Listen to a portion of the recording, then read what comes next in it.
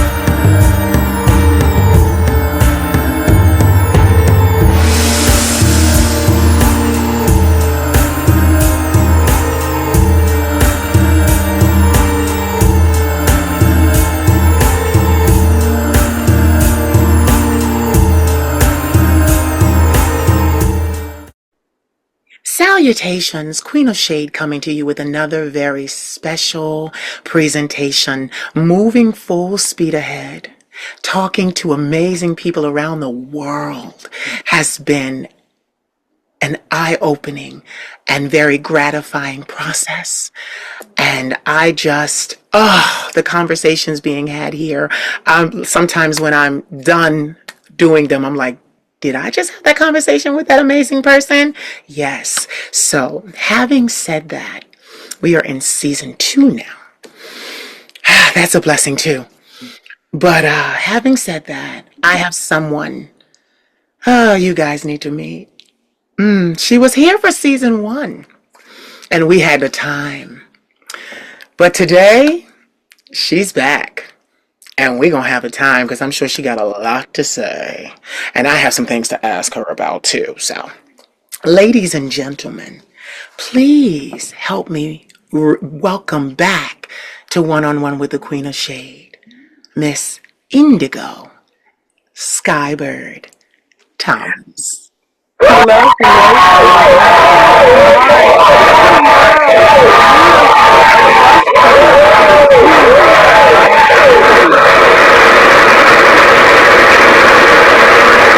How are you? How are you? Hello. It's so good to be here. I was here for season one, and I'm glad to be here for season two. It's so I good to see you, beautiful. It's so good to see you too. I am beaming. When I tell you I am beaming, and let's tell them why I'm beaming. So, Indigo, I came across Indigo on TikTok. And that was a few years ago. Like, that was a few years ago because season 1 was almost 3 years ago. So, my boyfriend at the time watched her, and he was like, I have this woman that I watch online, and she's amazing. She delivers the truth, she delivers the real. And then I love that at the end of everything she says, she goes, "That's the That's the post." most. Yes, so he was so excited and he showed me your content, and I said, "Oh my God, I wonder if I could get her to sit down and have a conversation with me."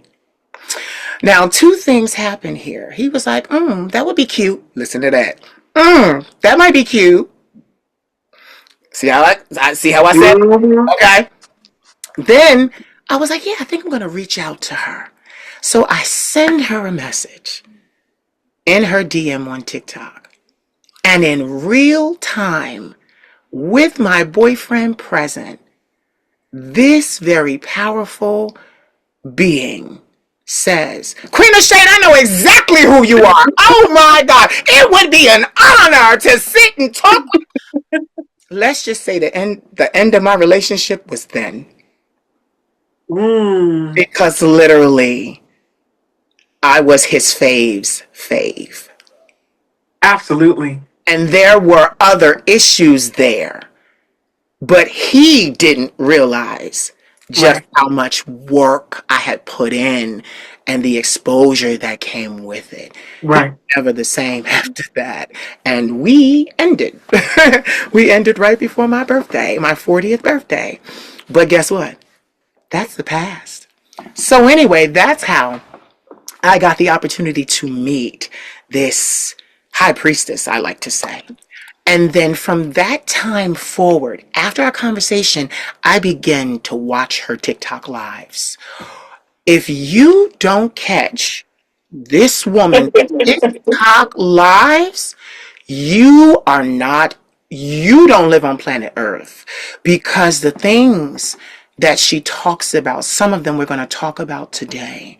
But the things that this woman, I'm giving you your flowers, child, because I got you right here. I'm like, listen, because I be going off in her comment section, but I get to say it. Like, the lessons that she teaches about time and creation and being and the body and gender nonconforming and just so many wonderful topics backed up, astrology, the zodiac, all it ties so beautiful into her message, and her message is always groundbreaking. So I'm telling them, now I'm telling you, your messages are groundbreaking.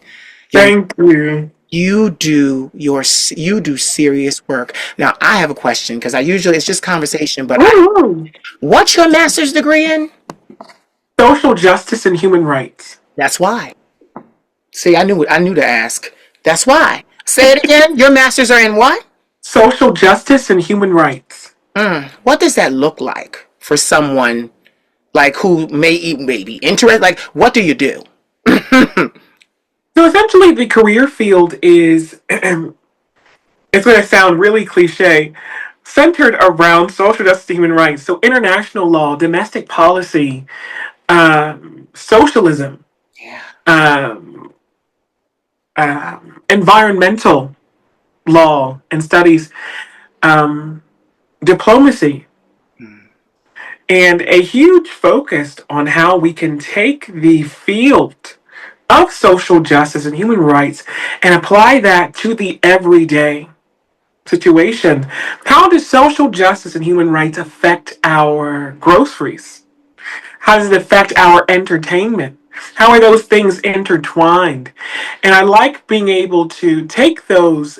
It sounds so macro, it sounds so large, because we would never draw the parallels. And it's intentional because of our society, how foreign policy influences domestic policy in the music that we listen to, and the schools that we go to, the products that we use in our hair.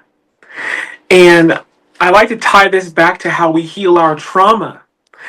That the trauma that we heal within ourselves is revolutionary and radical, because that healing radiates to our family. And that also changes our community dynamics. That can shape a community. That can shape a district. That can shape a state. That can shape a country. That can shape a planet.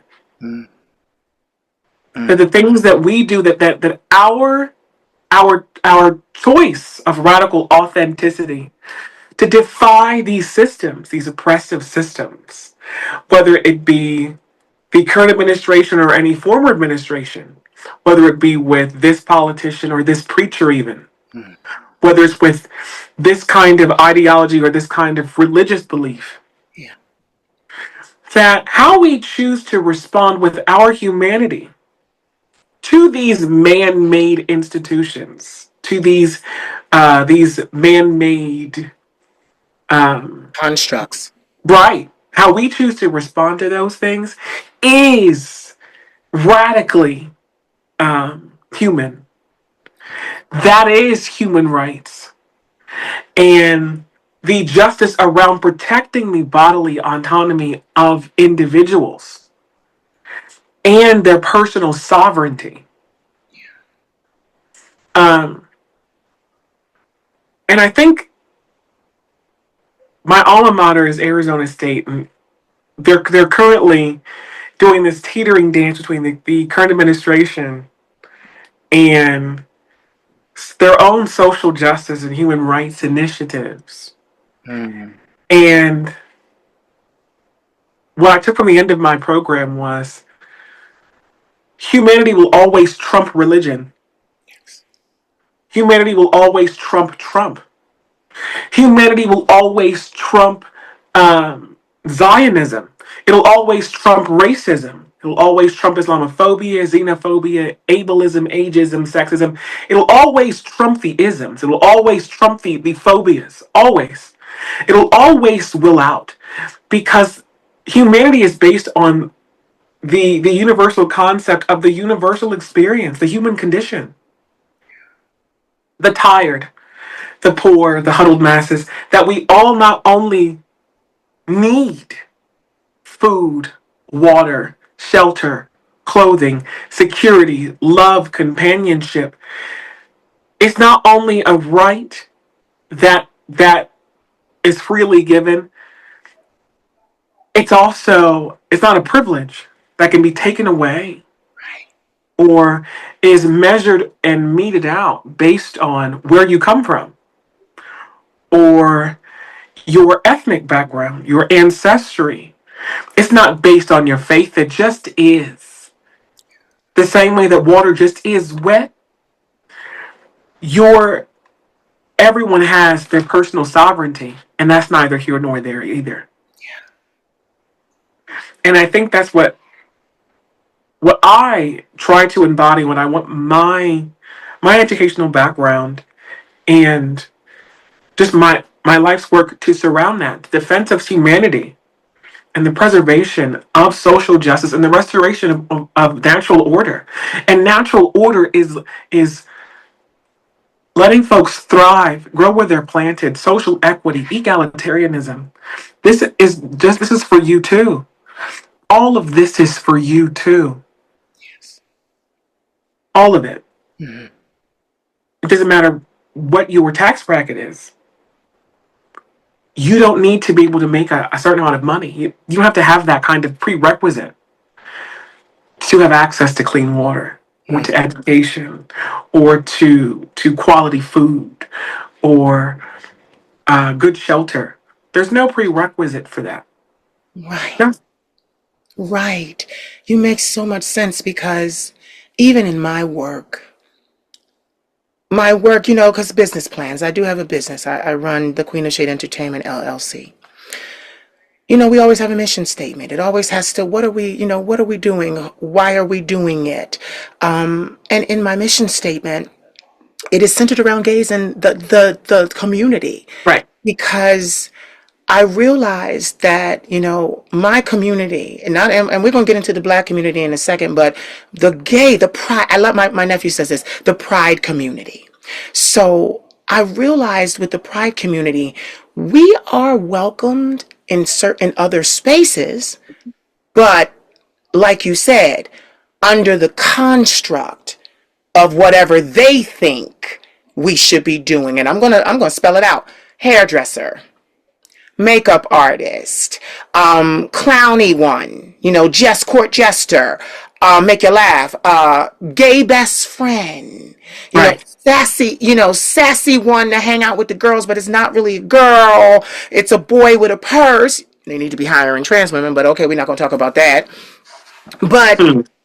these things, they matter to me as well Right. because I knew, and my initiative as because you follow me, so, and I follow you, so you see my initiative. I am extremely pro black, and I am extremely pro male black, and I love the women too, but my business is centered around,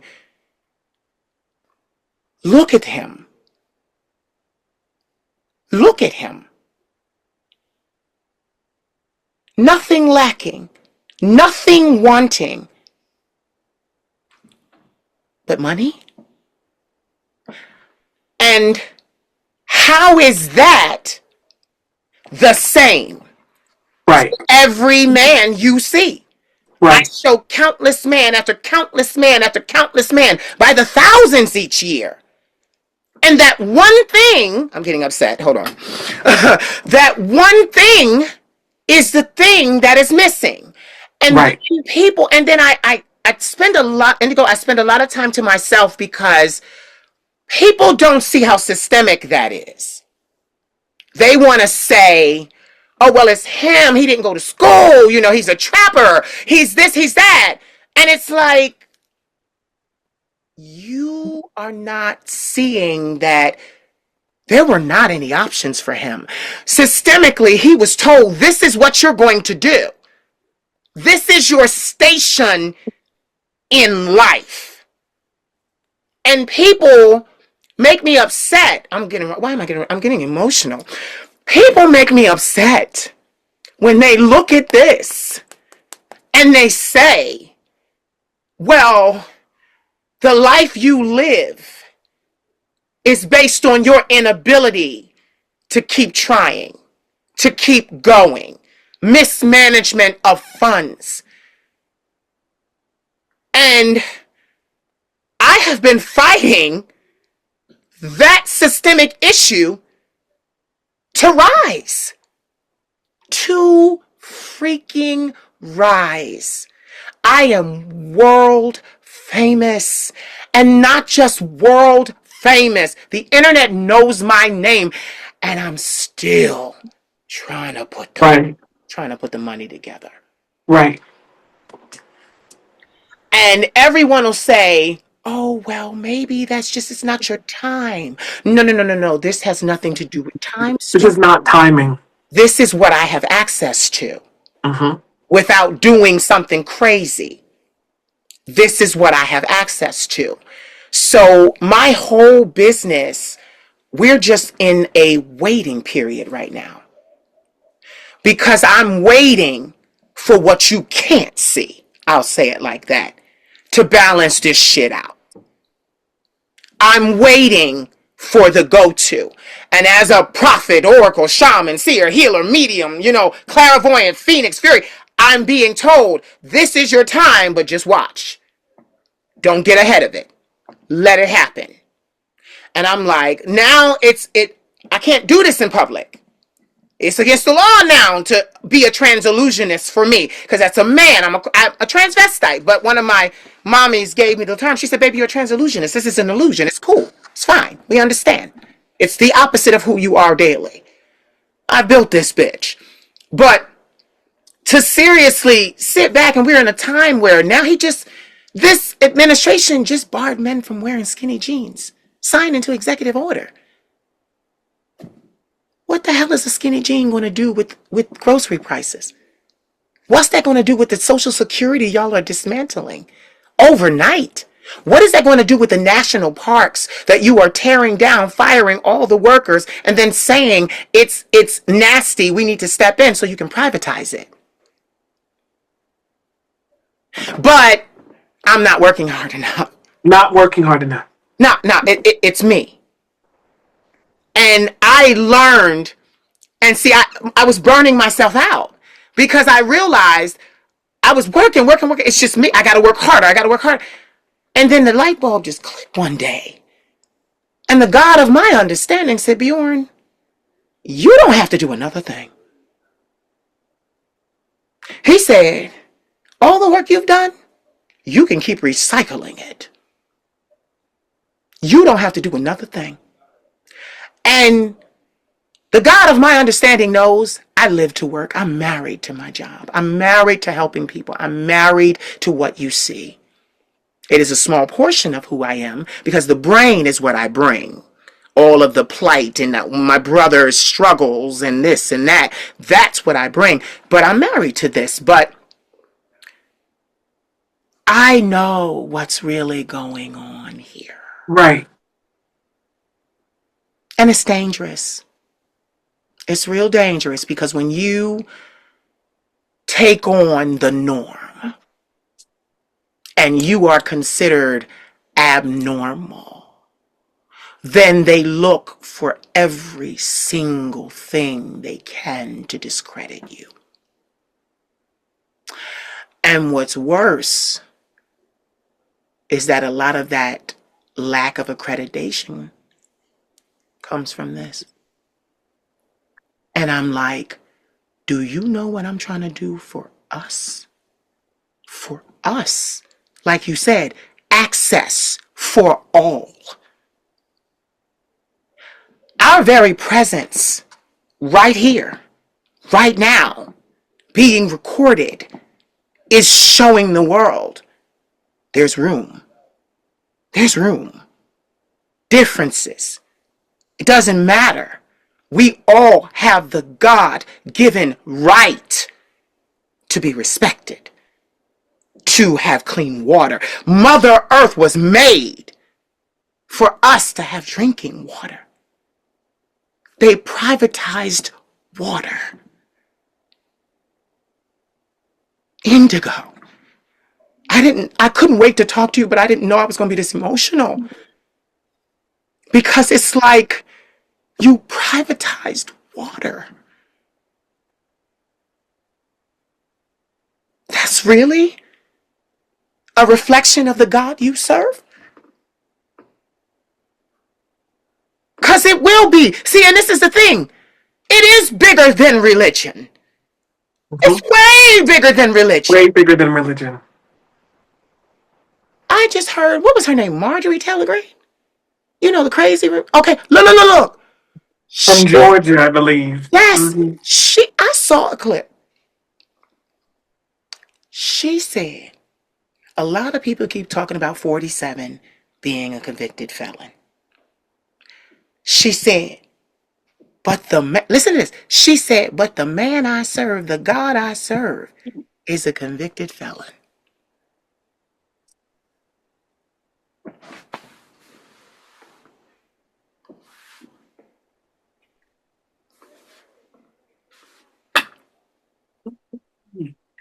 They're not felonious men for the same because one was charged falsely, given up by the religious institutions of the time to the government for state sanctioned execution. Why? Because he was healing people on the Sabbath day. Because he was breaking bread with the unclean. Because he refused to stone the woman at the well. Because he was for telling folks that they were forgiven for their sins without a sacrifice. Donald Trump, in the meantime,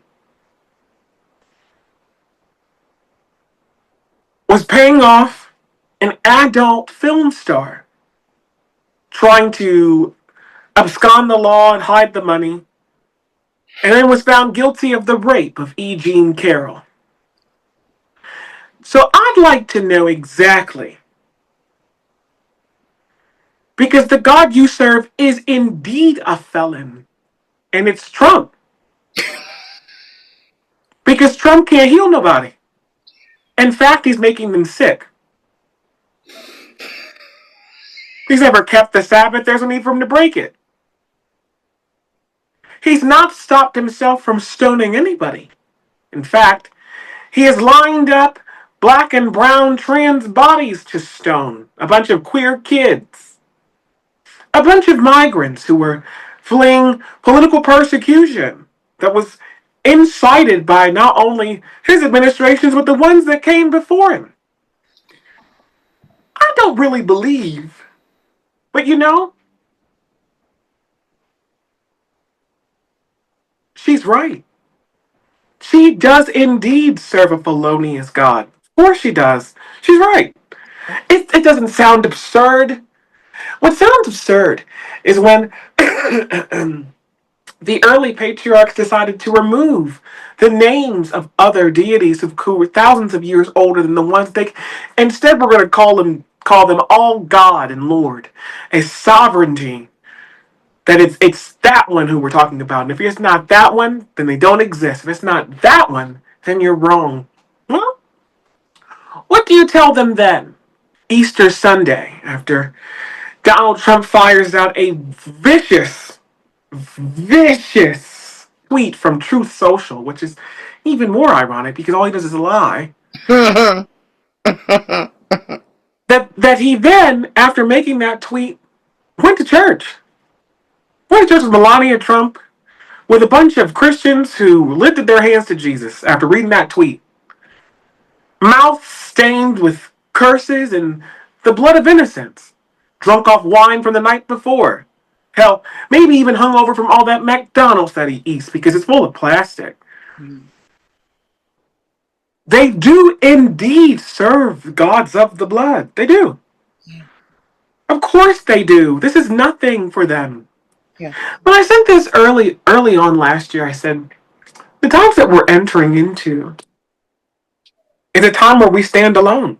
Mm. Standing alone. And we're moving toward this era of a tribal god. Mm-hmm.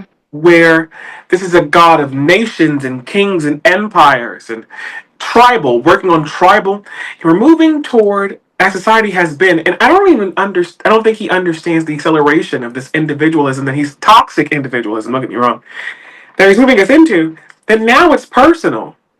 Mm-hmm. This is personal. Mm-hmm. Who exactly is talking to you? Mm-hmm. Because at the end of the day, you'll reap what you sow. Mm. Not a collective reaping. What did you sow? Mm-hmm. Because at the end of the day, there's a time for the harvest. And that collective will be torn up too. What exactly did you choose to sow? When what we told you that what you were doing was hurting people, and what you were doing was wrong. Did you continue doing what you're doing? Because it doesn't matter what your religious conviction is or what you were taught to believe in. As soon as the recipient of your teaching, the recipient of your love, quote unquote, the recipient of um, your lessons, of your judgment, as soon as that person, that recipient of your pain, of your unhealed trauma says, "Ow, what you're doing is hurting me," and you said to them, no, I'm going to keep doing this to you because it's good for you. Or, I didn't do that to you. Or, my personal favorite, I'm doing this because I love you. Well, now you're out of bounds because you don't have the right to do that. Here's the universal law, a parabola. Do unto others as they would have do unto you. Give, and it shall be given unto you. Good measure, pressed down, shaken together, and running over, will man return to your bosom. For with the same measure that you meet, that you measure withal, is the same measure that will be given back unto you. So it doesn't matter what you believe. You can be in a house. You can be in a house full of people who are believers. And who knew that when the time of harvest comes, that it was the non-believer that reaped what they. Who knew it was the non-believer that got their karmic breaking, that got their resolution, that got their. Who knew it was them in a house full of believers, that it was the non-believer that had sown, that they had sown the seed of love in fertile soil. And who knew that when the time came that it grew into a big old tree and you're stuck with brambles and tumbleweeds and don't know what to do? Eat that. You did it. You did it. You can't turn back and say, well, my pastor told me. Your pastor's not here. Your imam's not here. Your priest is not here. Your mother's not here. Beyonce's not here. Theo Vaughn's not here. Trump's not here. It's you. What have you sown? What have you done? And you have on the end, where a great number of you and I are is, well, I did so. And I did put in the right work. I did it. Then the question's asked, whose field did you plan on? Now here's where systemic comes in. Yeah. We tie back in this systemic. Yeah. What choice did they have? I did so. I sold all my stuff on a field that wasn't mine because you burned mine down. You coveted it to death. You took it and gave me a government assistant. Right. You absorbed all of our generational gifts and talents and gave us. What was I supposed to do with this? You told me that that on this field, even though I've sown right, that it was either prison, a factory, the military, working for the state job as a cog, or death. Entertainment. Don't forget Right. entertainment. Or You've not given me. And then what they tell you is, as you're on this field is, well, the reason why you don't have it is because you didn't earn it. Well, I did. I did.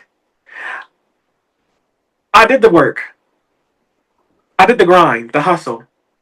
I did the shadow work. I did the internal building. I did the foundational work. I did it. I got my house in order. I did do it. But now I'm being hit with meritocracy because I'm not enough. I'm too. I'm not conventionally. I chose to do this And then when you do succeed, they want to take it from you, retain copyright and ownership, and give you a residual percentage. Smaller. You don't get to keep it all. If in fact it does hit pay dirt, then they swoop in to make you an offer. Way lower than you could make if you kept it. But because they can get it to you faster and they can get it in front of more eyeballs, that's the way to go. And what does this do for people that have it, that bring it, that do it, that do the work, the labor, who are bringing things that have never been seen before, and ways who are now they're daunted. I don't want to do this at all. There's no point in doing this at all because I'm not Mm-hmm. I'm too, I'm not enough. Mm-hmm. It's too, Mm-hmm. and then here's where it comes in, which you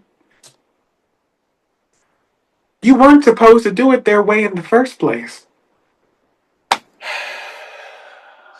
And here's what I'm trying to wake folks up. Well, now that you know, and you're about to reap,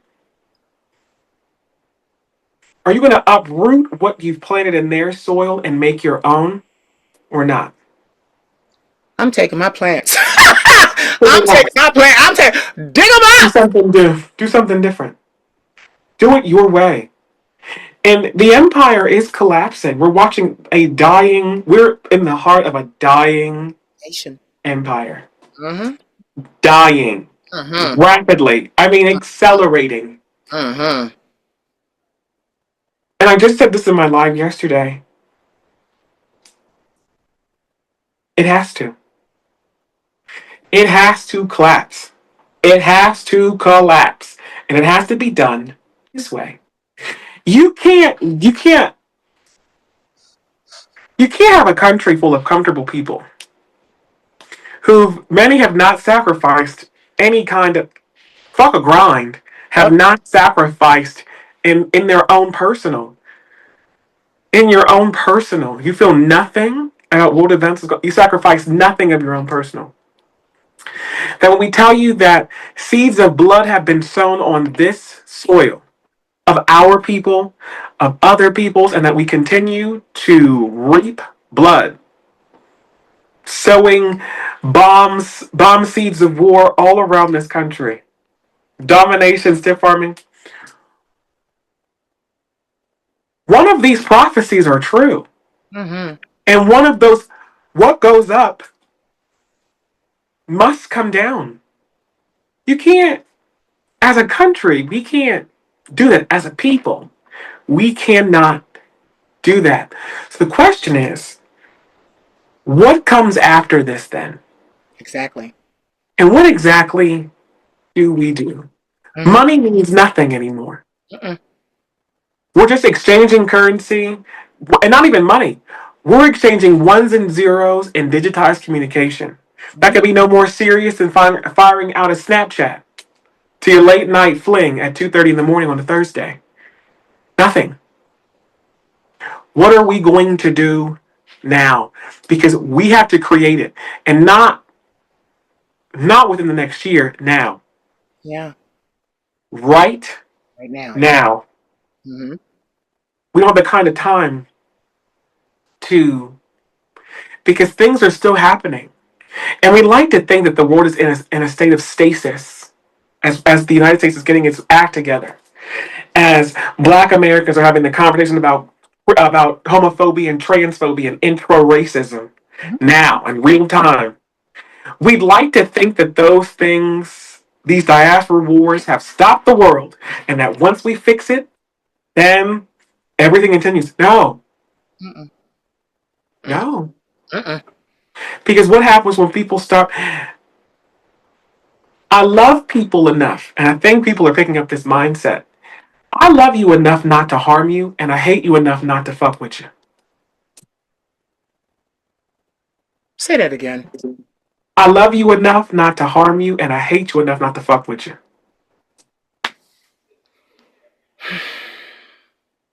I will never do, because it's not in us to do that. I would never do what other ancestors did to mine. Thank you. Never. Never crossed my mind. It never crossed my mind to mass deport anybody. Never crossed my mind to hang your family. It never crossed my mind to bomb your churches. Never crossed my mind to go into a conservative school and murder your children. Never crossed my mind. Mm-hmm. Never crossed my mind to go into the Heritage Foundation, find the writers of Project 2025, the mandate for leadership. Never crossed my mind to do that. Would never do what you've done to me. Mm. However, when the time comes and you need my help, Mm-hmm. you will find none. Mm-mm. And I don't mean this in an apathetic way. I mean it in a way like one of my favorite stories, especially now, is the story of Noah's Ark, and Mm-hmm. not for the promise. Right. I don't care nothing about that. Mm-mm. What I care about is when the powers that be, whatever whoever's watching this wants to call them, whether you call it God, Yahweh, the Lord, I don't care what you call them, Anana, I don't care what you call them. Mm-hmm. When the thought came to Noah, when the revelation came to Noah, Noah, I need you to build a boat.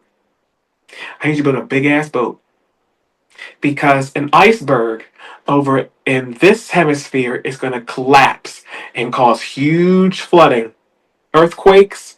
Tigris, Euphrates are going to flood over and wipe this whole shit out. Something you've never seen before. And I need you with a boat. And I want you to tell other people to build a boat too. If they're not going to get with you, tell them to build their own. But either way, rain's coming, Yeah. flooding's coming, Yep. torrential downpours coming, Yep. Death. earthquakes are coming. I'm Death. telling you, Death is build coming. it. Yep. Noah says, okay. He goes to the neighbor next door. Neighbor, I'm going to tell you something. Flooding, earthquakes coming. Either get in my boat, I'm going to build a big one, or build your own. Either way, it's coming. Yeah. Neighbor said, I don't believe that. Mm. Goes across the street. Yo. Neighbor says, yeah, I'll get to it. Goes on the corner. Neighbor. All these excuses. So all of a sudden, it starts to rain. Yup. The earth starts to quake. Yup. All of a sudden, the neighbor across the street has just got some wood from the Lowe's, trying to build up a dinghy. Neighbor next door is trying to move, trying to drive 2 hours north. Doesn't matter, the rain's there too. He has to turn around. Nothing. No one now is inside the ark, full of animals. Sealed. Animals and family. Where people should have been, animals were instead. Mm-hmm. The rain gets up to their ankles, they're pounding on the door. Please, let us in. Water gets up to their kneecaps. By this point, they're trying to tear the doors off. The boat is floating. And by the time they realize we're going to drown, that ark was long ways away. Mm-hmm. When I told you the rain was coming, Mm-hmm. when I told you the earthquakes were coming, Mm-hmm. when we told you about Project 2025, Mm-hmm. when we told you that our politicians were lying to us about arms embargoes Mm-hmm. and ceasefires, lying the whole time. Mm-hmm. When we told you you have to be not only anti-capitalist, but anti-racist in order for this to work. Nothing. They're fear-mongering. Roe v. Wade is nothing. Why are you, a trans woman and a transvestite, transillusionist, talking to me about Roe v. Wade? It's precipitous, and this means there's other things coming. You're just fear-mongering. They're both doing the same thing. No, they're not. And now, the rain is about up to our ankles. Mm-hmm. In the next few weeks, up to our knee. Mm-hmm. By summer's end, at the neck. Mm-hmm. And a lot of folks are going to drown. But they Mm-hmm. were warned to either get in a boat or build your own. Because either way, the rain falls on us all. I built my own. I built my own. I built my I own. built my own. Mm-hmm. I built my own.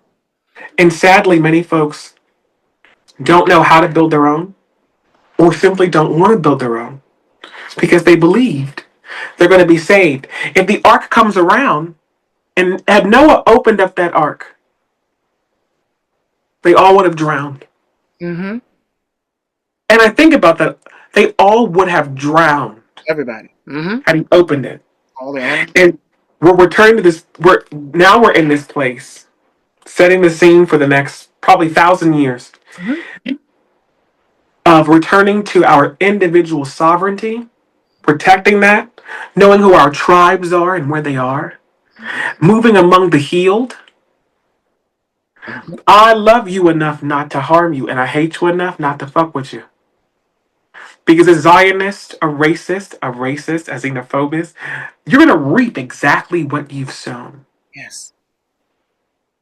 And now we're in this waiting period of, well, when did the big ones get Yeah. what they have? Coming to them.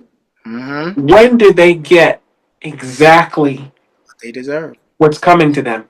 So, And our existence, we are the reckoning. yeah. The introduction of our existence, not only our existence, but acknowledging who our what our soul is in our expression. Yeah. Yeah. Personal sovereignty Mm-hmm. and authority. Mm-hmm. That's how we're going to push through this. Mm-hmm. Because they're trying to take it and sweep us up into this whole nationalism that we're all, that we're a no no no no no no no no no. Don't round us up in your flood. Mm. You need to be where you are, And I need to go somewhere else. and I need to go somewhere else. Mm-hmm. And no, you can't come with me because you're liable to drown us both. You did wait, baby. You did wait. You did wait, sweetie. Get to it. You have shadow work to do, Yeah. building to do, Yeah. addressing those things inside of you Mm-hmm. because we all stand alone. Yeah. And we're in the standing alone period right now. We are. And I'm not gonna lie. It's scary. Mm-hmm. It's scary. Mm-hmm. And it's even scarier when you know it. Yep. Because this is the thing. I realized that I've been doing a lot of spiritual work lately myself, and I realized something about this whole idea of, quote unquote souls and quote unquote lives. I realized that no man can take my life. None. I must lay it Just like down. you did. I must lay it down. No one can take my soul. I must freely give it. That got rid of all of my fear. That got rid of all of my pain. I realized nothing could be snatched from me. Nothing. I realized that it was mine to do what I needed to do with it. And like you said, alone, total autonomy over everything you see and hear. Mm-hmm. And that if, though they tried, this would stay intact. Because like you said, I built a boat. I built a boat. I built a boat. I heard that it was going to rain 2 years ago, mind you. 2. We heard. Got a year extra to prepare. And then whoosh, I built a boat. Mm-hmm. And I love when, oh, you're all about yourself. Oh, you're this, you're that, you're this. Well, who are you about? Who are you about? And it's not even cocky. I want to know, who are you Ooh. about? Because you're obviously voting against your own human rights. You're voting against the autonomy of your own body. So if you're not for you and you're not for me, who the hell are you Who for? are you for? Oh, I'm gonna put that in the conversation. Answer, riddle me. Who, if you're not for your own body and your rights, if you're not for anything that concerns you or the children you birthed, for their lives to be X, Y, and Z, and now you see that the promise was never delivered, Never. you still are not for yourself. Who the fuck are you for? Tell me. Absolutely. Tell me. Now I can tell you what I had to say. I couldn't wait to talk to you today about this.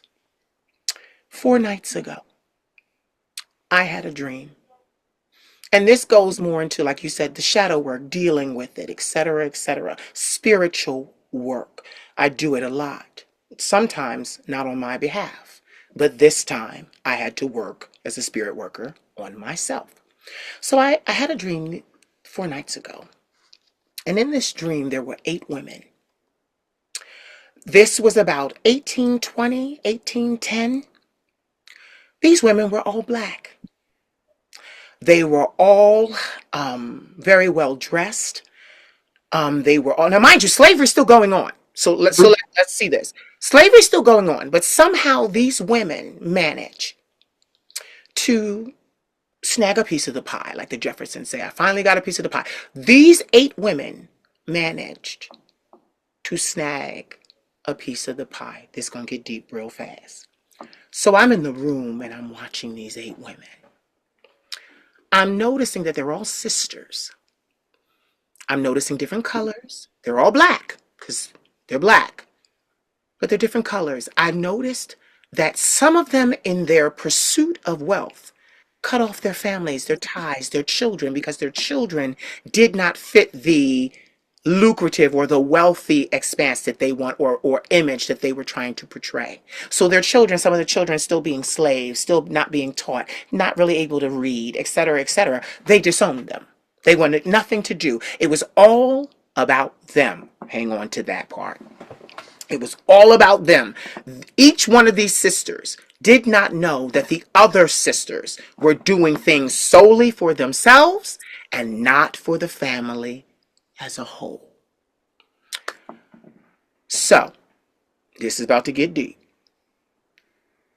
The youngest, or so I thought, was the youngest because she looked the youngest, like she was young, very young. She leaves. My spirit says, follow her. I follow her. And I realize she's evil. EVIL. I realize she's stealing babies. She's stealing babies to grant to Papa Legba in exchange for immortality. Now, she'd done this for many thousands of years. She was never a slave. So, the request this time is not just for any baby. One of her other sisters had had a baby. Papa Legba said, this time, I want you to bring me something of great importance. Bring me your sister's child. She doesn't want to do it because it's her sister. So she offs herself. And it was the strangest thing to watch. She went into a clear bottle, small, clear bottle. And whoever touched that bottle, she would come out, and she was forced to only do good deeds for them. It was her penance for all the evil she wrought, all the devastation, taking babies, newborn babies too. They had to be fresh. So it was her penance. Took a minute for Papa Legba to find her. He finds her, brings her back to life. I still want your sister's child. She goes to the house where the sisters are gathered. They're all sitting there, the baby's crying, and the sister starts crying because she feels like something's off. So she's just naturally empathic. She's crying. She's like, I don't know what's wrong. Something's up. The baby's crying. This younger, what I thought was younger sister, but actually turned out to be the oldest because she was thousands of years old.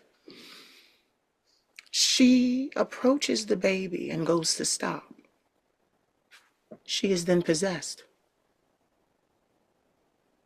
In this possession, she is forced to go get a hot iron poker out of the fire that was burning.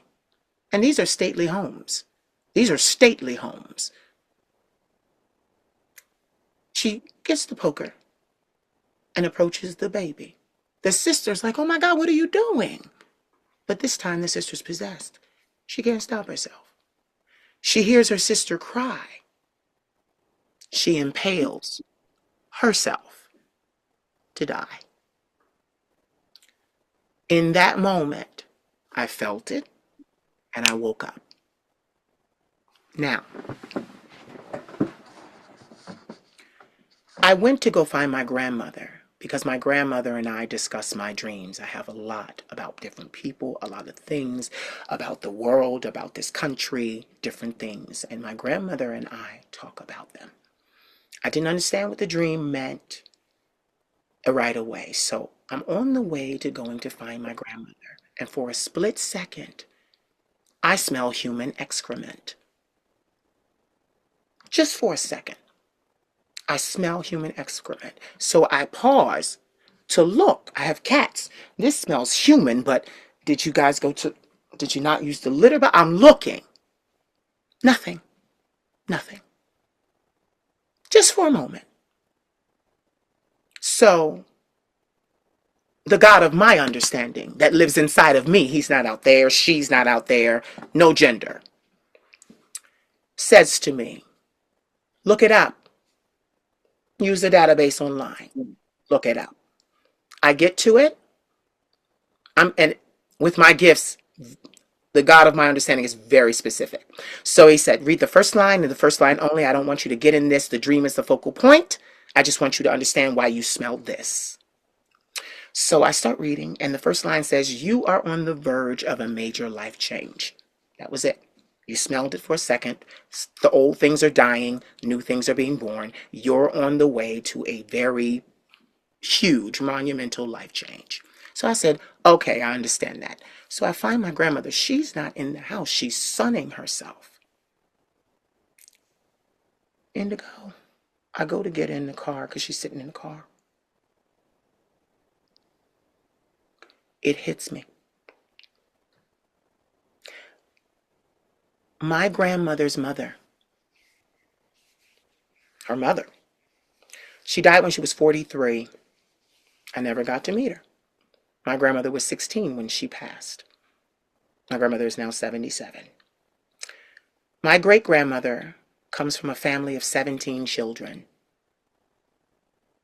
17. The oldest were so old that when my grandmother's mother came along, they were able to raise her with their children.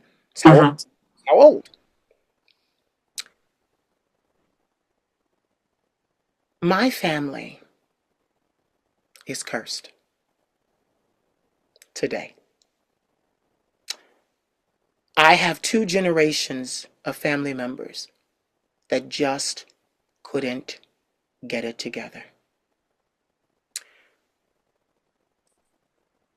I have on my mother's side, because my father's side is cursed too, but I'm not even going to go into that.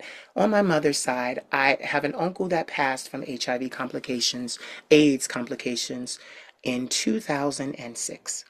He was 40 years old. I have another uncle, and I have 2 aunts. They're all gay and lesbian. All of them. My mother, bisexual. All of my grandmother's children are a part of the community. Now, unfortunately, during the time they were born, 60s, things like that, church was the village that raised them, so most of them self-hate and self-harm. Then you factor in mental illnesses running rampant, pain and devastation and trauma. There's a lot of pain in my family. They never amounted to anything. Couldn't understand why. What I was told from the dream was that these were my ancestors, and that they were so selfish, they only thought of themselves. They offered future lineages, lines of the family, to Papa Legba for what they wanted, their offspring as they birthed them. Well, my family members and I are in that line. My grandmother was born, and my grandmother broke the curse. She was the very special one. She was the one that one day she was jumping rope outside with friends, and she heard music, and it was coming from a storefront church. She walks up the steps just to be nosy. She's 7 years old. Keep that in mind. 7 years old. She peeks her head into the church, and the God of her understanding grabs her. She dances from the back of the church to the front of the church. She dances. They stop everything to help her praise. But this praise goes on for hours. And she's 7. Nighttime comes. She's still dancing. My grandmother said it felt like she was on fire the whole time. They managed to get her into the car. She's still dancing, legs still going, arms still going. They drive her home. Mother knows, not even religious, never religious, knows exactly what's going on. She hits the door of her house. They bring her in, still dancing. She stops. She falls down.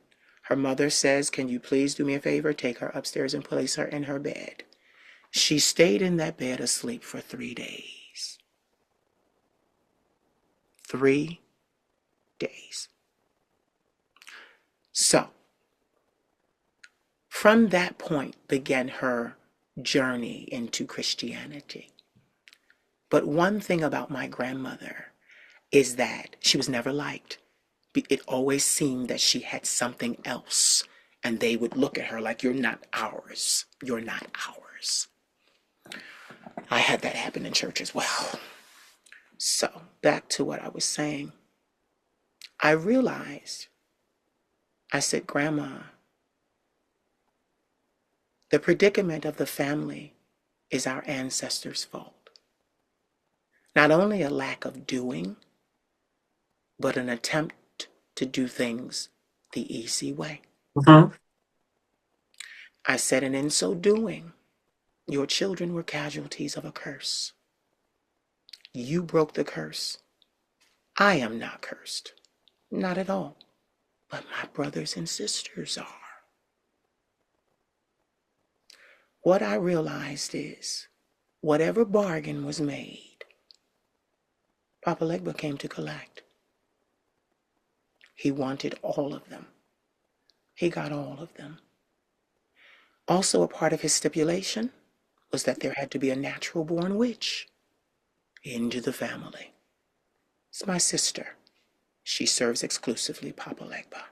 She does rituals, etc., etc. So by this time, my grandmother's crying, and she said, "I knew something was wrong. I knew it," because she said, "I always asked, what was it that all my children were gay and lesbian?" I said, "That wasn't the problem. The problem was your gay and lesbian children were supposed to be high priest. Mm. They were supposed to be the spirit workers. They were supposed to lead not only our family, but this world. They were all high priests. Each one of them have as many gifts as I name for myself. They all have them, but they're out of their minds. All of them. Broken down, bodies, everything. My sister, it's atrocious. It's bad." So as I'm talking to my grandmother, I say to her, "I was desired, but I said no, no. I was 10 when the Spirit of God visited me. I was 5 when I started to dream, fighting battles, fighting all these battles. I would be asleep and my uncle would have to come get me as I was screaming and crying in my sleep, clawing and scratching and fighting everything. And I would wake up in my grandmother's arms in her bed. My uncle would be all scratched up. I always felt bad about that. But I realized there was a curse placed on this family for a lack of delivery for something that Papa Legba wanted. And my foolish ancestors, not thinking of future generations, totally sold us down the river. So, in so doing, I realized, I said, Nana, as long as they're alive, they will find peace if they desire so. Because they all live in torment now. All of them. They live in torment. The entire family.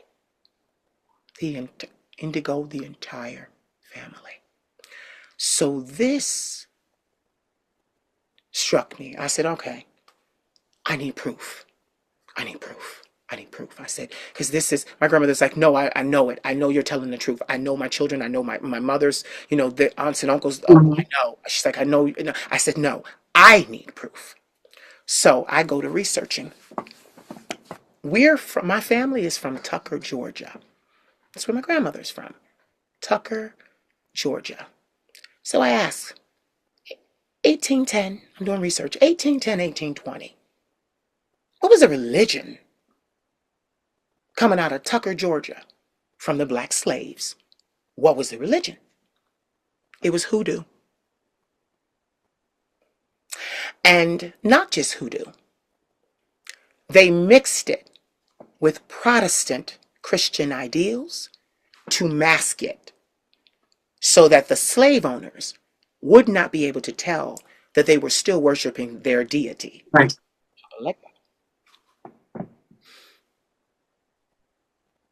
I've been doing a lot of research, but I realized a lot of stuff is systemic. It took every fiber of my being and my grandmother's request for me not to do what I do, enter the spirit world and curse them all out for their selfishness. It took everything. I'm still contemplating because it's not about me. I'm free. I'm fine. My grandmother's free. She's fine. But the rest of my family is in shambles, Indigo. Shambles. Right. My sister is a witch. First rate. And you can see the torment and the erosion of her soul with every ritual that she does. With every ritual she does, she loses more and more of herself.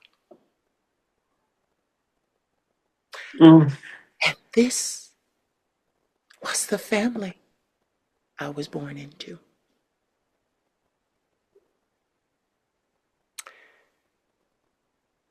I said all of that to say this. I realized, because you said something earlier, and I said, okay, I'm going to tell her. There are a lot of gods out here. There are many. And they have worshipers.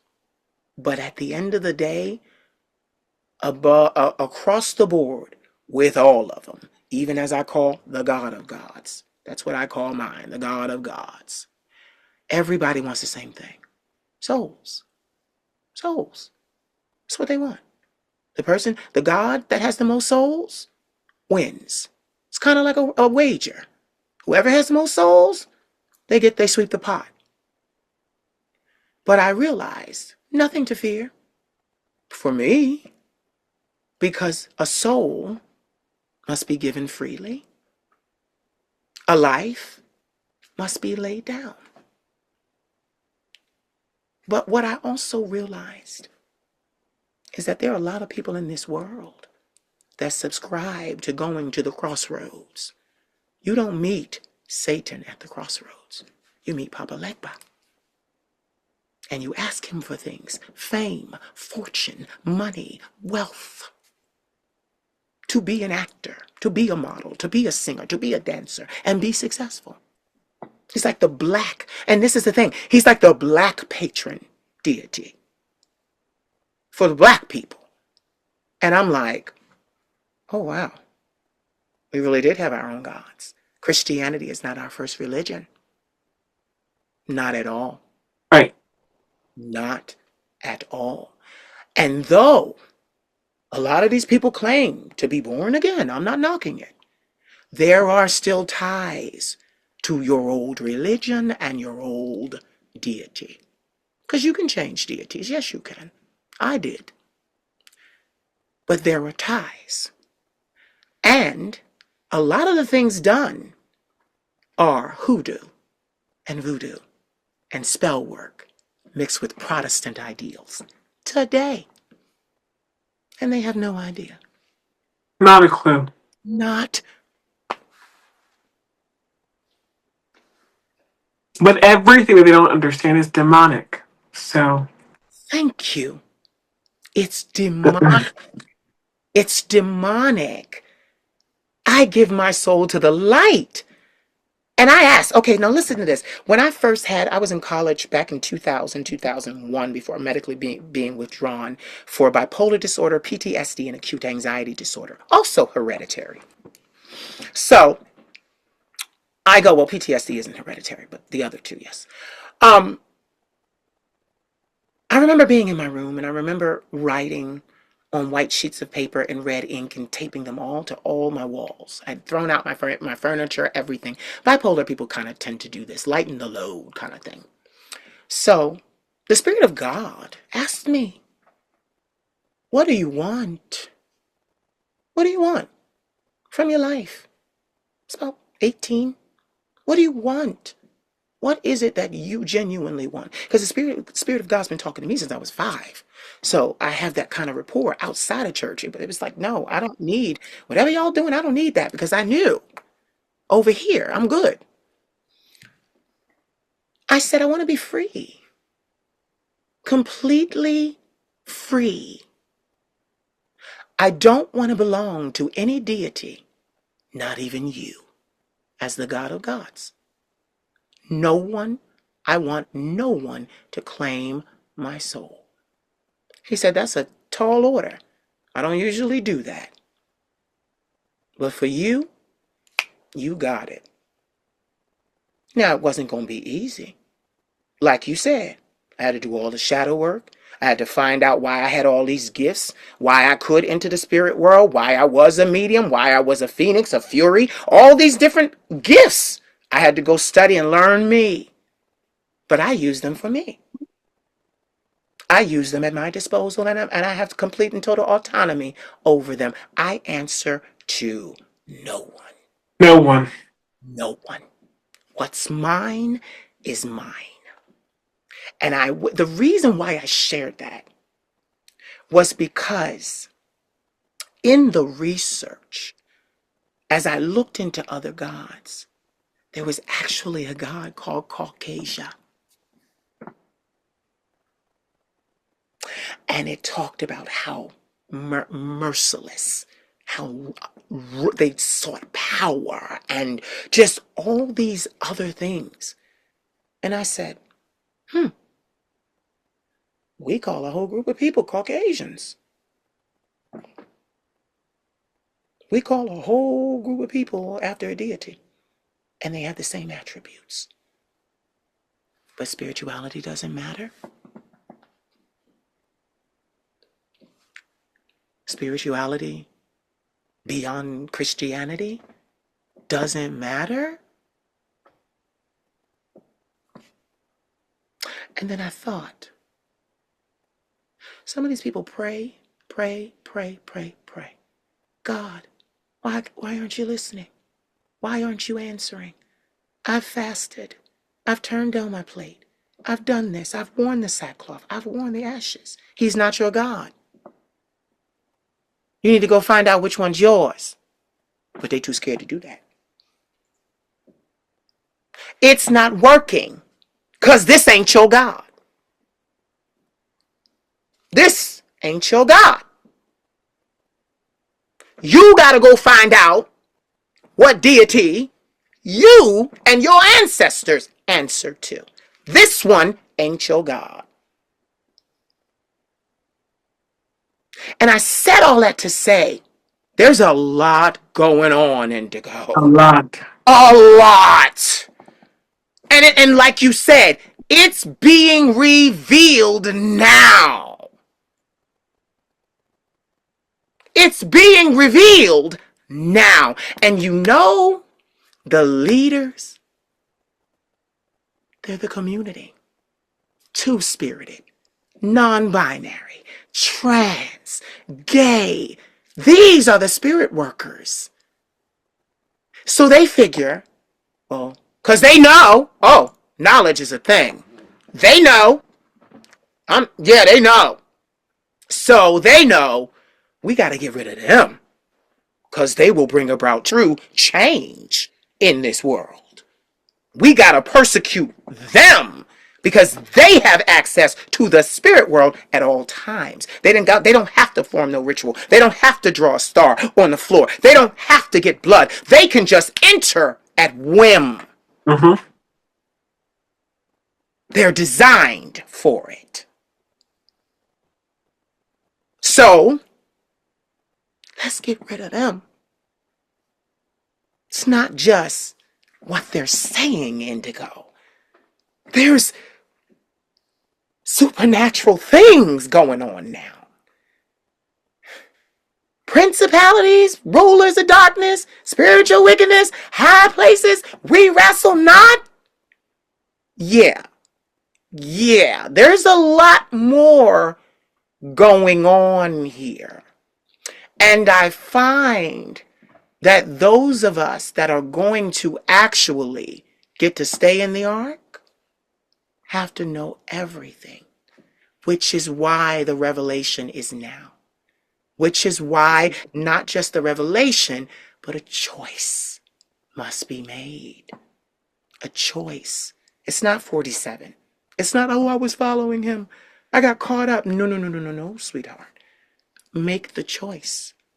And then understand that whatever comes with that choice, comes with that choice. Mm-hmm. Comes with that choice. You know, I had some things happen to me. It's kind of funny that I said that because you mentioned karmic year and you know, reaping what you sow. And you know, for about 15 years I've had other members of the gay community that were, at the time, they were larger than me. They're not now. That's what happens when you do your work. But they did some really bad things to me behind the scenes to kind of destroy me, kind of stop me, and things like that. And the only way I got through it was to be very spiritual, Right. stay connected, and enter the spirit world and actually talk to my uncle who passed, who was my favorite. And he said, you got to do this, you got to do that, you got to do this. By the way, I got a song for you. Write this down. I'm always in the spirit world. It's where I get my music. All of it. It don't take me more than 15 minutes to write a song. My Uncle Sidney, may he rest in peace. Though he's not really resting. He's got his hands full with his family. But yeah, he's the one that's like, hey, I got a song for you. Sing this. And my catalog has over 250 songs in it. To be honest, I didn't write any of them. I just obeyed. And took notes. My grandmother says she loves that about me because that's what I do. I'm a scholar. I love to learn. The day I stop learning is the day I no longer need to be here. I can learn from anyone. I can learn from watching a dog. If a dog goes down a path and then you watch that dog inadvertently back up, you should do the same. Don't go that way. I've learned to pay attention. But I said that to say this. We already have human beings doing the worst right now. But then when you factor in this whole spiritual aspect of what's going on, because I'm not religious. I'm not into no rapture. I'm not into none of that. No, I'm not into none of that. No. When I leave this planet, I know exactly where I'm going, a place created by me for me. That's where I'm going. That's where I'm going. A place created by me for me. With the things that I value. That's it. But I brought it up because we must look at it all. Right. We must look at it all. Religion is killing people. It's killing people. It's like, And we don't like to think that capitalism is itself a religion. hmm, And it is. hmm, Capitalism is religious. hmm, It doesn't matter how. hmm, The first I guess formal system of capitalism is, I think, over 1,000 some odd years old. That's religious. yeah, And we like to think, well, it has to be gods of this text, of this. It's not just them. mm, It's what led to the creation of the gods that we're serving now, of entertainment, hmm, of greed, of ethnic cleansing, mm, of an insatiable need for power. Those are gods. yep, And they're much more powerful than the ones that were written about because you can't see them. nope, You can feel their effects, though. There are monuments to these gods all around us, even in the ways that we consume. The ways that we consume, we're worshiping those. yes, These are old gods. hmm, They're being fun that are being spread around by social media and misinformation, disinformation. There's a concept in Western esotericism um, called an egregore. hmm, And an egregore is a powerful manifestation of group thinking and collective consciousness that can create, whether they're just ethereal or real manifestations of these systems taking form, this group taking form, in the form of the United States being an egregore. yes, The way that we put more power into drawing a line on a map, that line has more powerful than the tribes that are actually there, the folks that live on those lines, whether they're over the line or supersedes all that. That's worship. We're feeding those systems. We feed those gods. And egregores are usually based on lower vibrational movements of fear, scarcity, division. hmm, These things are powerful. And I always ask the question, I myself am a spiritualist, sure. um, what is the name of the God that you're serving? I swear. Because I'd like to know exactly what your intentions are. Yes, Don't just tell me the Lord. Don't just tell me the God. What is the name? Tell me yes, the name. yes. I thought I was the only one. No, Everyone I no, no, meet, no. I have to refrain from doing it Like, because everyone I meet, God told me to tell you, yeah, what's the name of your God that told you something about me that I don't know? that I don't know. Because as you said earlier, I believe in personal sovereignty. There is no one on the planet that I answer to. Not No, one. no, And there's no one after this life that I'm mm-mm, going to answer to either. nope, I answered to no one. no one. And the only authority that I have is mine. Horse. How do you treat people? I don't care about the name of your God. How do you treat people? What did your God tell you to do? Yeah. Would you defy who told you to do those things?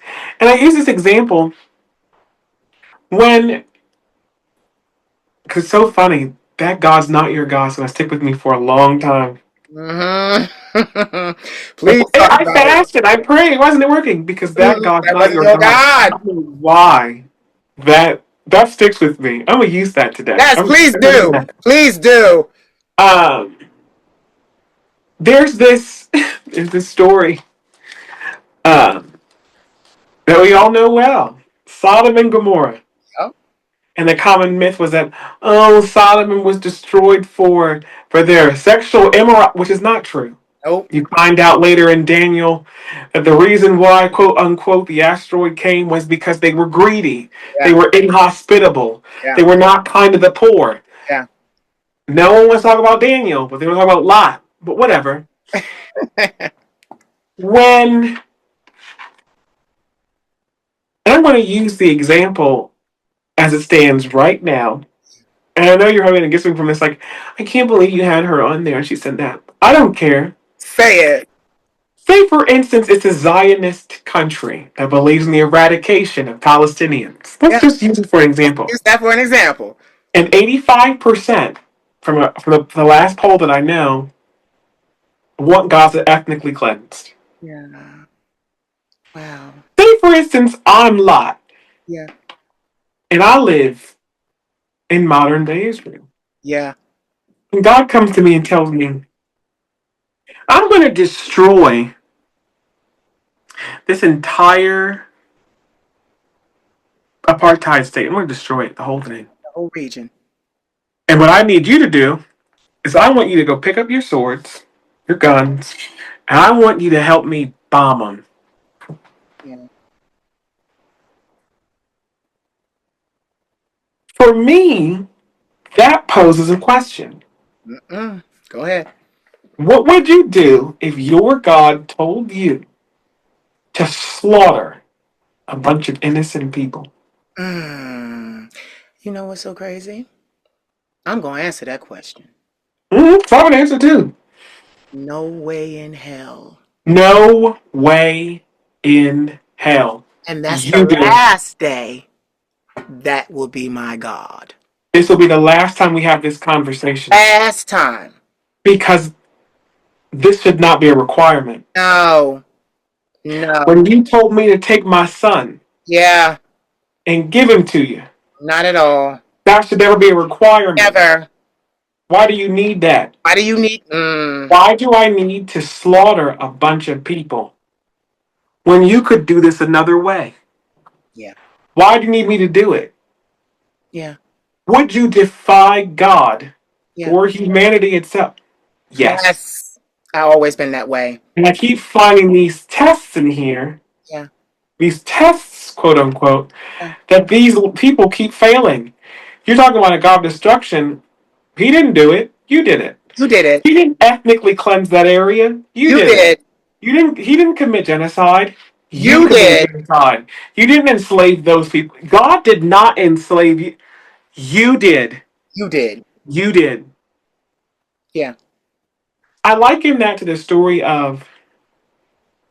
It's the story in Acts. Growing up, I mean, in the church, as a youth minister myself, I was a choir director, a praise dancer, that whole thing. Yeah. Went to a Christian college, right? On a full ride. And thank God I've left that. Oh, thank God I left that. But there's a story, and I love some of these stories because they really, when you're deconstructed and no longer a Christian, you can approach these stories the same way that you approach the descent of Inanna and Yes. the same way you can approach Vedic. These things are just different schools that are not mine. Like Right. it's just history to me. Like this is Right. me. It's Right. me. That's about it. But I love Acts. I love Acts. Yeah. And one of the characters I love the most in this kind of, I just love the story of Jesus. It's so dope to me. Yeah. Whether he exists or not, I don't give a shit either way. His And I idea don't, did. I don't believe he was born through a virgin birth because Right. it wouldn't make sense to me. Right. I know through my own Yes. where he came from. I know where he came from. Right. I know exactly what's going on here. Yes. And in the book of Acts, after the ascension, after the day of Pentecost, Yes. they think that only men received the gift of the Holy Spirit, but women were in there. A few gay folks were in there. Oh. A few lesbians were in that room. They all got the same spirit. Oh. Now notice in Christian teaching, Christian history, you don't hear nothing about them being murdered or massacred, but you hear a lot about them straight men being hung. But that's not them. So in the story of Acts after the ascension, you meet Paul, Mm-hmm. who I don't like. Mm-mm. And Paul is in a city and he's casting out devils and laying hands. He's healing the sick. And a few towns away, you hear men, women, thems, because they were there too. Yeah. I'm going to go over to this town and I'm going to bring some cloth so that Paul can bless it. That I can take this cloth back from Paul like Peter Popoff and take this cloth and throw it at my relatives and they're going to be healed too. Hallelujah. So there's a high priest in one of these towns and his name is Siva. And Siva has 7 sons. 7 sons of Siva. Mm-hmm. And they had heard the message that Paul was in this town casting out devils and healing the sick in the name of Jesus. And this made me question. And I've been questioning this for a long time. And I'm pretty resolute in what I've gotten now. You've actually helped me with something very personal. Oh, cool. And he says, I'm going to go over there. One of the sons say, I'm going to do it too. I'm going to cast out devils. Oh, I'm boy. going to heal them too. So Oh, boy. the other 6 sons of Siva go with him. And they go to this man's house who was under under strong spirits. He was possessed under strong spirits. And one of the sons begin to, they say, we cast you out in the name of Jesus that Paul knows. The spirit comes out and looks at them and says, Jesus, I know. Yup, here we go. My favorite part. Paul, I recognize. Who are you? My favorite part. And the spirits jump on these men, Yup. beats the hell out of them, Beats them out of their clothes. runs out naked and Yup. afraid Beat, beat them. out of the house. Yup. And I'm meditating on that for a few weeks. And then it hit me. I can't wait to see what kind of response you get from this.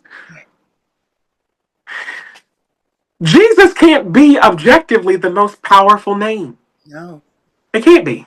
can't be. Can't be. Because why would the patriarchs, why would enslavers, why would colonizers, why would they tell that name to us? And use it. And it And not do anything. it's Wait, not working. not do it. Not doing a thing. So either the name is objectively not power. 2, they didn't have the authority to use it. 3, Thirdly, they had no connection at all because it wasn't their God. because it wasn't theirs. It wasn't their God. I knew exactly where that was going. He is not their God. It's not their God. That's not their This doesn't God. belong to you. Yeah. So why would it work? It's not that. That's not your God. You got to go find your God. And I thought about this a lot. Why would they tell it to you? And why the hell would it objectively not be it? So then I thought, well, if all those things, one or two of those things, all of those things can be true, whose authority do I move then? Oh, Yours. yes. You have to move in yours. Yours. Does and here the highest vibration that will ever be, which activates this whole shit, is love. Yeah.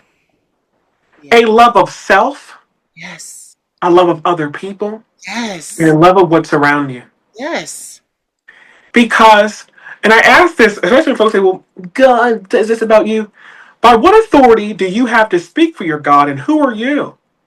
Because at the end of the day, they know who I am.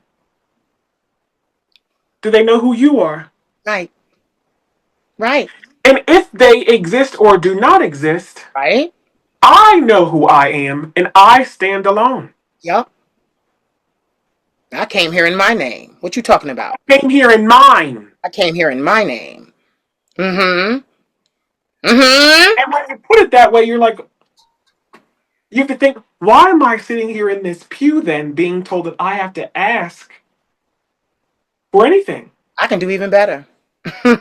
Why am I sitting in this pew and the church can ask me for anything? I give my last dime, and then when I need something, they tell me to go to God instead of giving me back my money that I gave them. Why didn't you go to God for the money that I gave you? Boom! If Because we're you going to couldn't move in ask. community, let's move in community then. But we're not going to move in this kind of authority where I'm giving you money, but you serve a God of wealth. Then you don't need my money.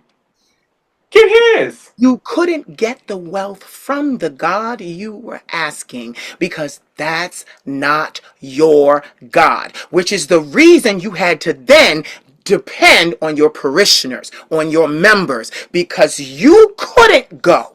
Because see, the whole time I've been the Queen of Shade, I've been asking my God for wealth. And I have had many, many evolutions. I didn't look like this when it started. It works for me because I found my God.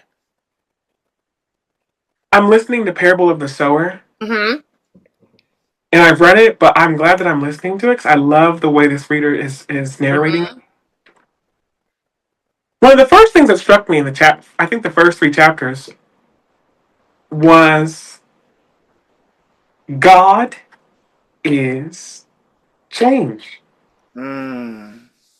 God is Mm. change. Mm. The daughter with hyper empathy. Her father's a pastor, Mm-hmm. and she's the God that he's talking about.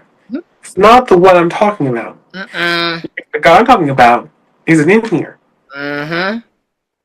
God is change, Mm. and I don't know why that feels so important. It is. Let me tell you something. Is change. It's change. Get this. I went to church from 10 years old till 19. Never met God at church. The Spirit of God would touch me when I got back to my house. I would go and I would clap like everybody. I would dance like everybody. Nothing. Nothing. Go back home, enter my room, and I'm like, there you are. Oh. And I said to my family at one point, why do we go there? That's in the heart of the ghetto. We live in the suburbs. You make us drive 2 hours, 1 hour each way for that. And we could go to a church across the street who tells you how much money they made and how they spent it on a blackboard every Sunday. And my family said, oh, because that's a dead church.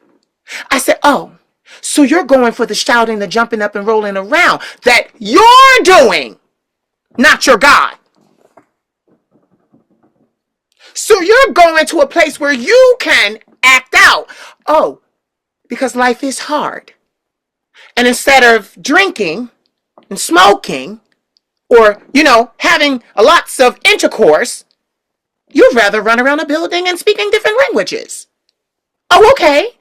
It's still your escape from the life that you're living. But the God that I serve met me at home and helped me deal with everything in my day.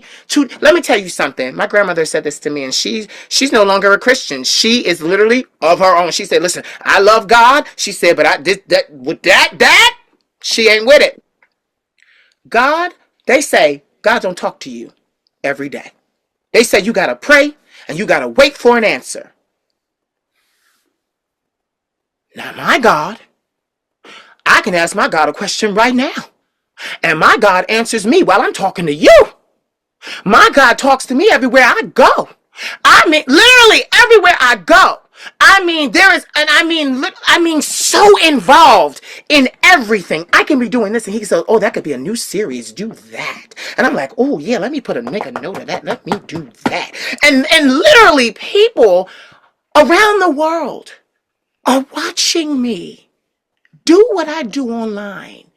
And literally, my God can be felt through a screen.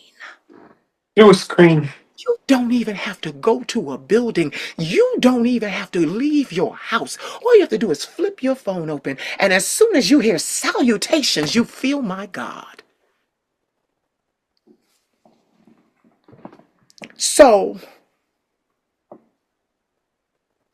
that wasn't my God. That wasn't my God. That wasn't my God. I saw a comment a few weeks ago that said, I follow Jesus right out of the church doors. Right. Oh, you really found him. He said, come up I out of here. found him. I followed Yeah. him He right said, out come of on them up out church of doors. here. You ain't got no reason to be here. And I think that's as we're coming back into self, Yeah. we're entering a period of darkness for many Yeah. Yeah. and a renaissance Yeah. for others. Yeah. We are. Um,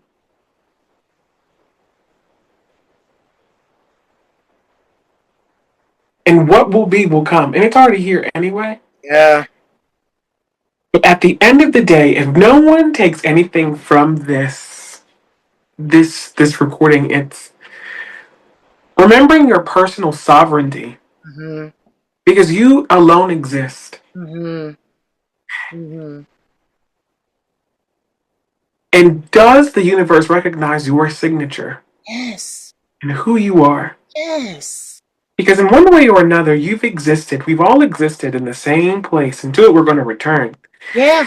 We all sprung out of that same possibility Yes. 13.6 billion years ago. That same possibility, Yes. that same cellular composition, in one form or another, we existed multiple times in multiple forms to get here. Yeah. The water that our mothers drank, we were in every single ounce. Every single one. The meat that they consumed was in every strand that our fathers, grandfathers ate. We were in the meat too. Yeah. We we have been carried by them for generations and generations to come. That being said, Yeah. they can't do this the way you do. Mm-mm. But you can't experience for anyone else either. Mm-mm. Mm-mm. It doesn't matter what you practice or what you don't practice. It matters on how you move. Mm-hmm. Because it's you alone. There are many different stars, trillions upon trillions. More stars are in our known universe than grains of sand. Yeah. That means the universe has created the same shit different Up. ways. Different ways. Different exoplanets, some with water, The same. some with same shit over and over again Yeah. in different ways. But there's only one planet, Yeah. just one, Just one. that you're on. Yeah. Just one. Just one. And if that's the case, that means I alone exist. Yeah. And I have to treat myself like it. Like that. And I have to treat others like it too. Like that too. Because they're just them too. Oh. I love you enough not to harm you. Mm-hmm. And I hate you enough not to fuck with you. Yeah. But the light shines on us all. Yeah. It does. There's And a show by Mike Flanagan. I talked about it last night. mm-hmm. Because I know we've been on here for a little bit. It's almost over. Uh, but Mike Flanagan, the producer of, the creator, director, writer, I think, of Haunting of Bly Mount, Bly House, Bly Manor, Hill House. Yeah. Um, he created this show called Midnight Mass. Yeah. And I saw this show a few years ago and I've never forgotten it. Okay. It's one of those shows you never have to rewatch. Wow. Because once you see it one time, you'll never forget it. Mm-hmm. And not to give it all away, but there comes to the end of the show. You find out that these bigots, that the bigoted one who has taken this island in the middle of the New England Yeah. uh, um, coast, has turned them all against non-believers. Yeah. They've taken communion of blood that was from not an angel but really a demon. It makes them bloodthirsty. Yup. It makes them crave human flesh. Yeah. But they're immortal. Yeah. I They saw won't it. age. I saw it. However, Yeah. However. when exposed to sunlight, Yup.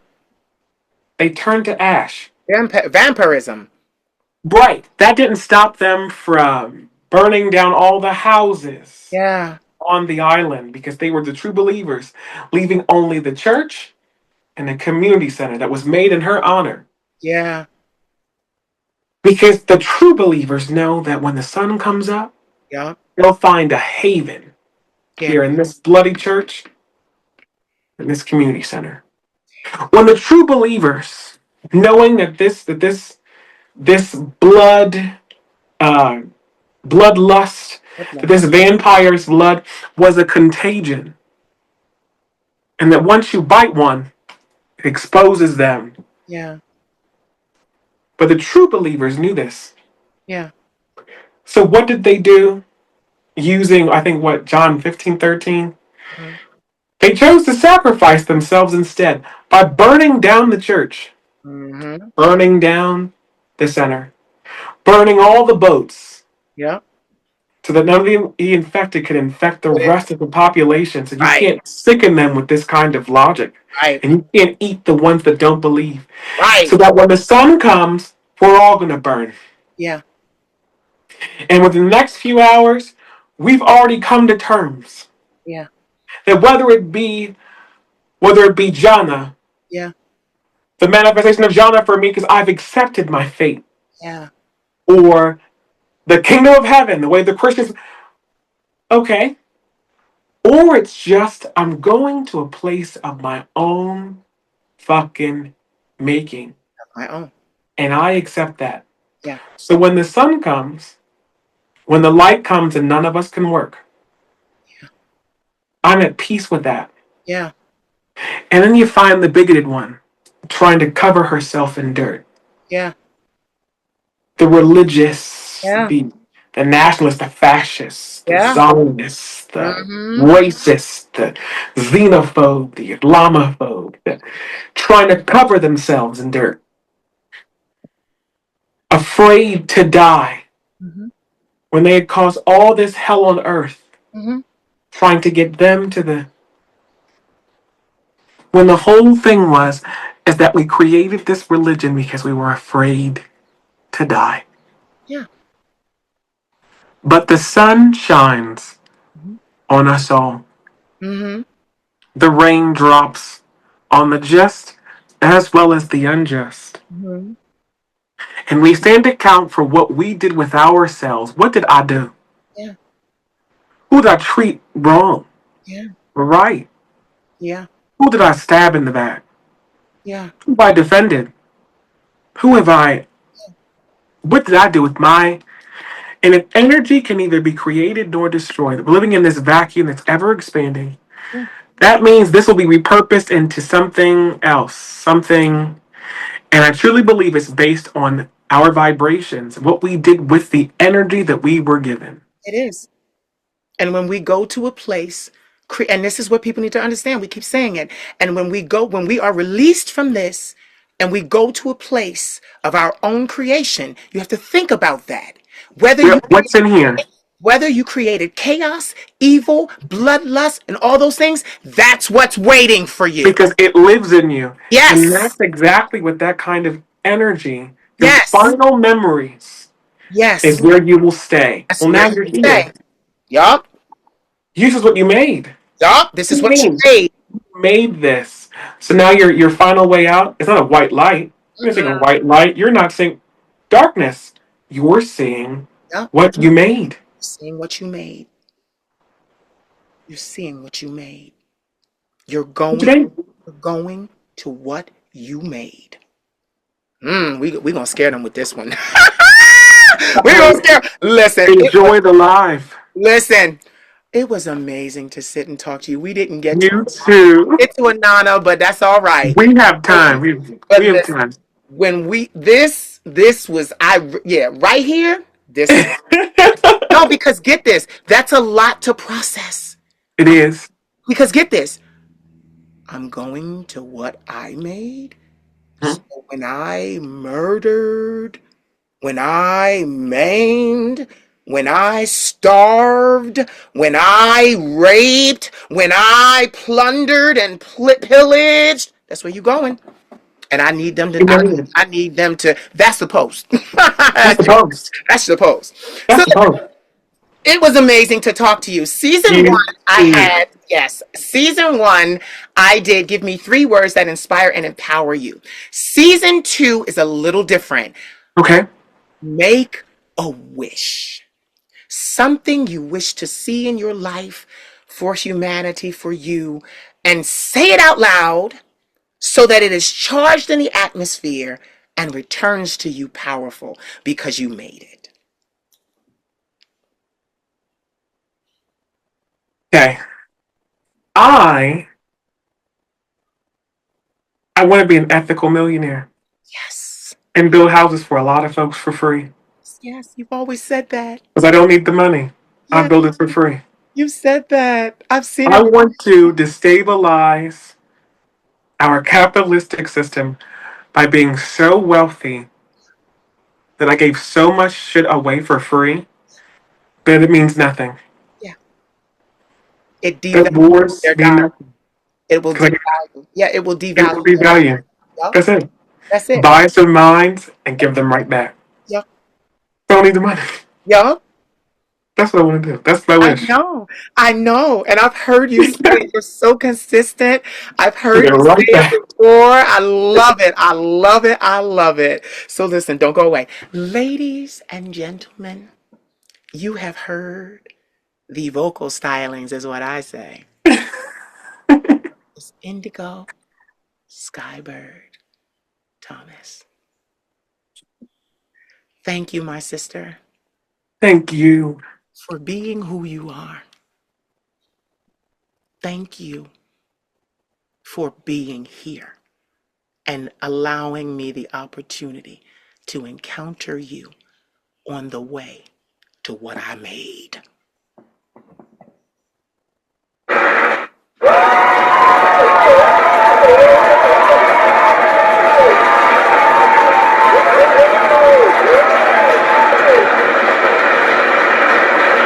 Did you enjoy?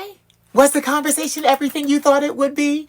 It was for me. I love catching up with my friends. It was absolutely amazing. So if you thought it was amazing, please continue to watch, comment, like, and share. And most of all, please subscribe to my YouTube channel. I love you, and I do this for you. Good, wholesome content about self-love, self-confidence, and self-healing. The Queen of Shade loves you all. Remember my name, the Queen of Shade. Mwah. And I wish you could have more of me, but I'm questioning your loyalty. But you know my love is never free. Little boy, come get your daddy, please. And I wish you could have more of me, but I'm questioning your loyalty. But you know my love is never free. Little boy, come get your daddy, please. I'm not the only one. I'm not the only one. I'm gonna get you, boy. I'm not the only one. I'm not the only one. I'm gonna get you, boy. I'm not the only one. I'm not the only one. I'm gonna get you, boy. I'm not the only one. I'm not the only one. I'm gonna get you, boy. Hey, Hey, Queen of Shade here. Make sure you check out all of the music that you heard in this episode. Right now streaming on all platforms. How do you find it? Simply place in my name, the Queen of Shade, wherever you stream your music, and let the music listening begin. One-on-One with the Queen of Shade is back for Season 2. Expect new guests and some familiar faces that you may already know. Stay tuned. These are interviews, not interviews. A look at your humanity. Conversations worth having with your favorite Shade Queen and her gaggle of gorgeous guys. Invitations are currently out, and the RSVP list is building. Also, if you are a gorgeous guy or a glorified goddess and want to come on the show, email the show at guest@thequeenofshade.com. That's guest@thequeenofshade.com. The Queen of Shade is excited and cannot wait to talk to you all. Subscribe to the Queen of Shade's YouTube channel to follow the show and to watch all 253 episodes of Season 1. Again, email the show at guest@thequeenofshade.com to come on the show. The Queen wants to talk to you. Be prepared for an outstanding season of conversation, intellect, laughter, tears, and love with the Queen and her amazing guest. You do not want to miss a single conversation of this season. Each guest was hand-selected by the Queen herself. Let's have a good time. Subscribe, like, comment, and share. Watch now.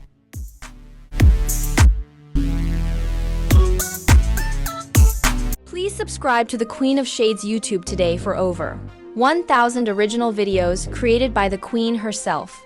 Subscribe today.